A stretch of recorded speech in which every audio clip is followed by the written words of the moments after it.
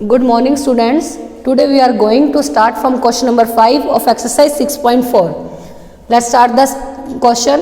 S and T are points on sides PR and QR of a triangle PQR. हमारे पास एक triangle है PQR. इसकी figure हमें given नहीं है तो खुद से हमें कंस्ट्रक्ट करनी है. ट्रायंगल का नेम क्या है हमारे पास? PQR. अब उसके बाद हमें क्या कहा था कि S और T जो पॉइंट्स हैं कौन कौन से साइड पर है? PR और QR पर रिस्पेक्टिवली. मतलब S पॉइंट है वो साइड PR के ऊपर है, कहीं पर भी एक पॉइंट ले लिया, एंड T पॉइंट है जो वो कौन से साइड पर है? QR. तो हमने पॉइंट ले लिया S point on PR and T point on QR. उसके बाद इन्होंने एक कंडीशन और दी हुई है कि such that angle P equal होगा angle RTS. Angle RTS that means हमें इनको क्या करना पड़ेगा? ज्वाइन. तब बनेगा जो ये एंगल है हमारा RTS that is equal to angle P. ये कंडीशन हमें गिवन है. अब उसके बाद हमें प्रूफ करना है जो ट्रायंगल RPQ है that is similar to triangle RTS. RPQ मतलब ये कंप्लीट ट्रायंगल इस छोटे वाले ट्रायंगल के हमें सिमिलर प्रूफ करना है. ठीक है, तो अब सबसे पहले जो जो कंडीशन हमें गिवन है उसे गिवन में राइट करेंगे. क्या गिवन हमें? एक ट्रायंगल है हमारे पास PQR.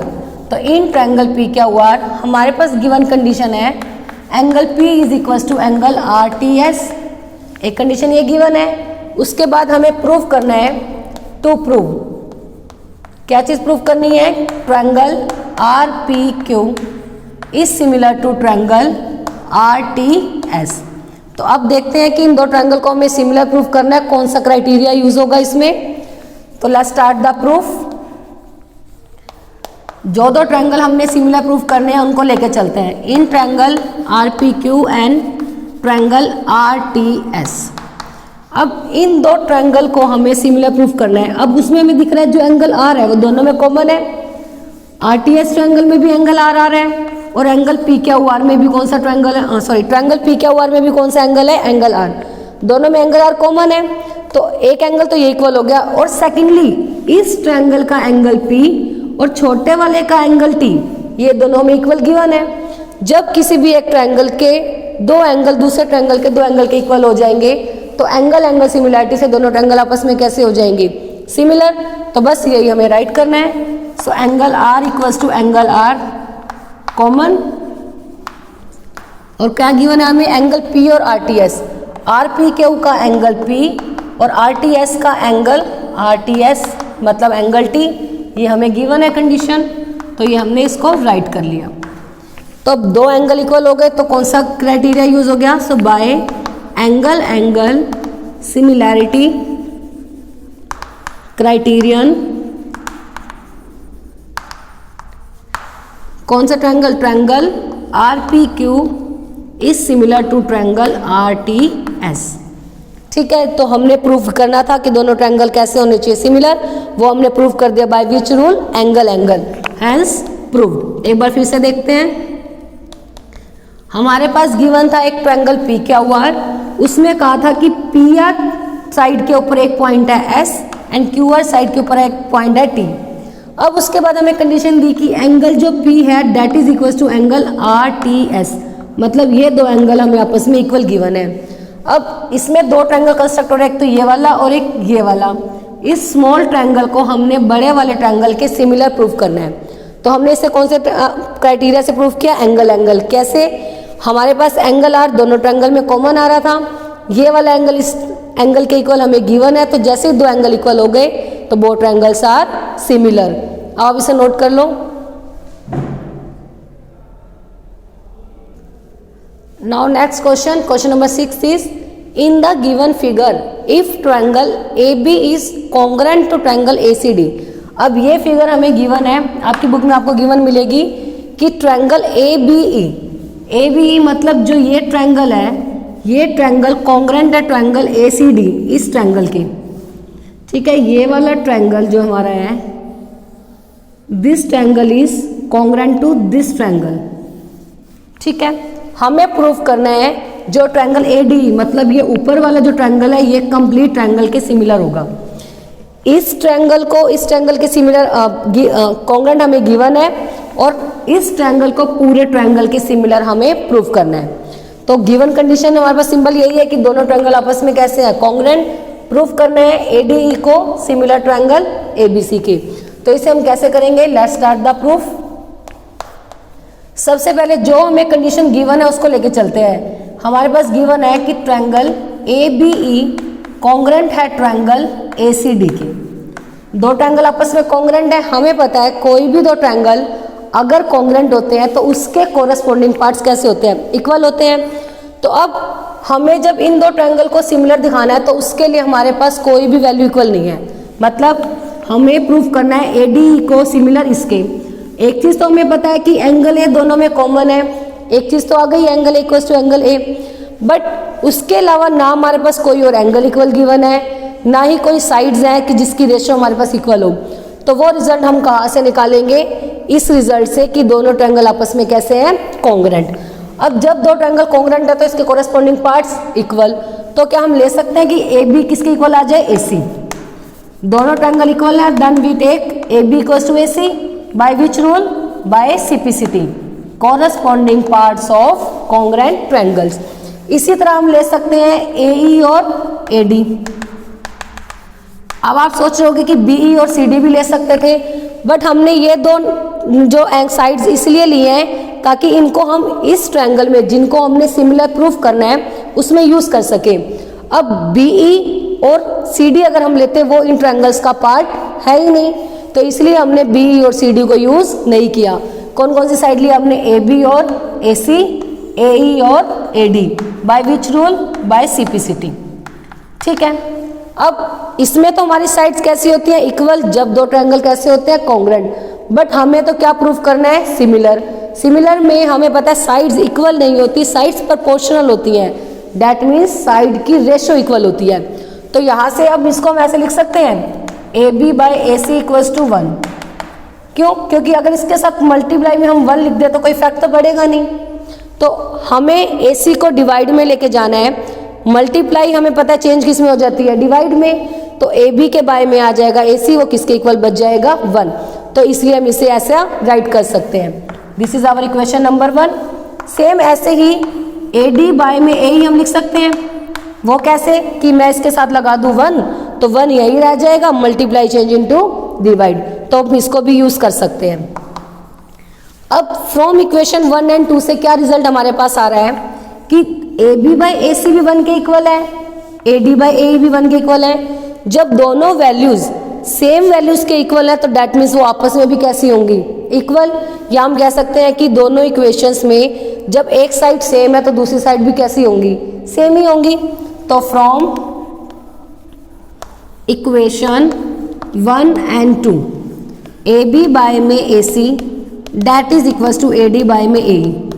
अब आगे करने से पहले अब आपके माइंड में एक ये भी चीज आई होगी कि यहाँ पे हम AC को बाय में लेके गए हैं तो यहाँ AD को बाय में क्यों नहीं लेके आए, AE को क्यों नीचे लिया। वो ऐसा इसीलिए लिया, अब एक बार आप यहाँ चेक करो, जब AB के बाय में हमने लिया AC, यही साइड आई। तो अगर नेक्स्ट केस में आप कर दोगे AE के बाय में AD तो अपोजिट हो जाएगी ना। मतलब यहाँ पे हमने लेफ्ट साइड को ऊपर लिया, राइट साइड को नीचे। और इसमें भी हमने सेम रूल अप्लाई किया। जो हमारी लेफ्ट साइड थी AD लेफ्ट साइड पे है, उसको ऊपर लिया, और राइट साइड पे था AE, उसको नीचे। तो दोनों साइड पे आपको सेम रूल अप्लाई करना है कि चाहे लेफ्ट साइड को ऊपर लो या फिर नीचे लो, वो आपकी मर्जी है, कैसा भी लो, बट रूल आपको सेम अप्लाई करना है। क्लियर है। तो बस अब हमारे पास रिजल्ट आ गया, AB बाय में AC इक्वल आ गया AD बाय में AE। इसको हम नाम दे देते हैं इक्वेशन नंबर 3। अब हमें क्या प्रूफ करना है, इन दो ट्रायंगल्स को सिमिलर। जिन दो ट्रायंगल को हमने सिमिलर प्रूफ करना है वो लेके चलते हैं। In triangle ADE and triangle ABC। अब ADE को हमने सिमिलर प्रूफ करना है ABC के। अब दोनों में एंगल A तो कॉमन है, तो फर्स्ट चीज ले ली angle A equals to angle A। Reason हो गया कि दोनों आपस में सेम है, मतलब कॉमन एंगल हो गए। उसके बाद फॉर्म इक्वेशन नंबर 3 हमारे पास क्या रिजल्ट आया था कि जो AB बाय में AC है that is equals to AD by में AE। ठीक है। अब हम चेक करते हैं कि जो ये रेशियो है क्या वो इन दो ट्रायंगल जिनको हमने सिमिलर प्रूफ करना है उससे कोरस्पॉन्डिंग पार्ट्स हैं भी या नहीं है। अब ए बी बाय में A C, A B bye में ए सी, ये तो दोनों सेम ही ट्रायंगल के नेम हो गए। तो पहले हमें इनको क्या करना पड़ेगा, अरेंज। हमें क्या चाहिए, देखो साइड हमारे पास है A B A C A D A B A C A D और ए, ठीक है। तो कोरस्पॉन्डिंग बनाने के लिए हमें क्या चाहिए, ए डी के बाय में ए बी, ए डी के बाय में ए बी, कि ये न्यूमरेटर में है, ये हमें यहाँ पे चाहिए इसके प्लेस पर, ठीक है। इसी तरह से हमें चाहिए ए ई के बाय में ए सी, ए ई के बाय में ए सी, इसको यहाँ पे होना चाहिए और इसको यहाँ पे। इस टाइप की प्रॉब्लम को हम कैसे सॉल्व करते हैं कि जब इक्वल्स टू के लेफ्ट साइड का न्यूमरेटर हमें इसके डिनोमिनेटर में चाहिए, तो इसको हम कैसे सॉल्व करते हैं, बाय टेकिंग रेसिप्रोकल का मतलब इसकी वैल्यूज का हम क्या ले लेते हैं कि क्रॉस मल्टीप्लाई। क्रॉस मल्टीप्लाई से क्या होगा, ये वैल्यू ऊपर चली जाएगी और ये नीचे। तो आपको दोनों साइड क्रॉस मल्टीप्लाई करने की नीड नहीं है, एक साइड से हम करेंगे तब भी इनफ है, या चाहो तो आप दोनों साइड की भी क्रॉस मल्टीप्लाई कर सकते हो। क्रॉस मल्टीप्लाई करते ही जो ए ही है यहाँ पे डिनोमिनेटर में था, यहाँ जाके क्या हो गया न्यूमरेटर में, ए ई बाय में A C as it is, ऐसे ही ए डी ऊपर वाला as it is, A B इसके बाय में आ गया, ठीक है। क्रॉस मल्टीप्लाई हमने कर दी, तो अब ए ई बाय में ए सी इक्वल आ गया ए डी बाय में ए बी। तो जो ये साइड की रेशियो आ गई वो इन दो ट्रायंगल की कोरस्पॉन्डिंग साइड्स हैं। अब इस ट्रायंगल की कोरस्पॉन्डिंग साइड्स की रेशियो इक्वल है और उनके बीच का एंगल इक्वल है। आप चेक कर सकते हो, ए ई बाय में ए सी इक्वल आ गई ए डी बाय में ए बी, और एंगल इनके बीच का ही एंगल था। तो कौन सा रूल हो गया, by side angle side similarity criteria we can say that both the triangles are similar. So by side angle side similarity criterion triangle ADE is similar to triangle ABC, और यही हमें proof करना था। बस simple से आपको एक बात याद रखनी है, हमें दोनों ट्रायंगल कॉन्ग्रुएंट दिए हुए थे, कॉन्ग्रुएंट जैसे ही दिए हुए थे उसके कॉरस्पॉन्डिंग साइड्स हमने कैसी ले ली, इक्वल। क्योंकि कोई भी दो ट्रायंगल अगर कॉन्ग्रुएंट होते हैं तो बाय CPCT मतलब corresponding parts of congruent triangles, इस रूल से उसकी कॉरस्पॉन्डिंग साइड्स या कॉरस्पॉन्डिंग एंगल्स को हम क्या ले सकते हैं, इक्वल। तो जैसे ही हमने साइड्स इक्वल ले ली, बट हमें प्रूफ करना है सिमिलर, उसके लिए हमें चाहिए होती है साइड्स की रेशो, तो इसलिए हमने इसको रेशो में कन्वर्ट कर लिया। AB AC इसके डिवाइड में है तो यहाँ पे क्या बन गया 1। सिमिलरली सेकंड साइड को हमने अरेंज कर लिया। अब दोनों इक्वेशंस में जो AB बाय AC है और AD बाय AE 1 के इक्वल है, तो ये आपस में भी कैसे हो जाएंगे, इक्वल। इसको हमने क्या नाम दे दिया, इक्वेशन नंबर 3। अब हमें प्रूफ करना था इन दो ट्रायंगल को सिमिलर, तो वो दो ट्रायंगल हम लेके चले और उसमें एंगल है दोनों में क्या है, कॉमन, और साइड की रेशो थर्ड से हमारे पास इक्वल आ गई। ये इन ट्रायंगल की साइड्स तो हैं बट कोरस्पॉन्डिंग साइड नहीं है। ये दोनों साइड एक सेम ट्रायंगल की हैं, ये दोनों साइड सेम ट्रायंगल की हैं, तो हमने उसे क्या करना पड़ेगा, पहले अरेंज करना पड़ेगा। अरेंज कैसे करेंगे, बाय क्रॉस मल्टीप्लाई। तो क्रॉस मल्टीप्लाई में भी सिर्फ हमें इतनी ही नीड है, ये हमारे पास या ऊपर होना चाहिए था और ये वाला नीचे, तो हमने सिर्फ इनको आपस में एक दूसरे से क्रॉस मल्टीप्लाई कर दिया। तो क्रॉस मल्टीप्लाई करने के बाद जो रेशो हमें चाहिए थी वो रेशो हमारे पास आ गई। तो रूल लग गया, by side angle side similarity criterion both the triangles are similar. अब इसे नोट कर लो।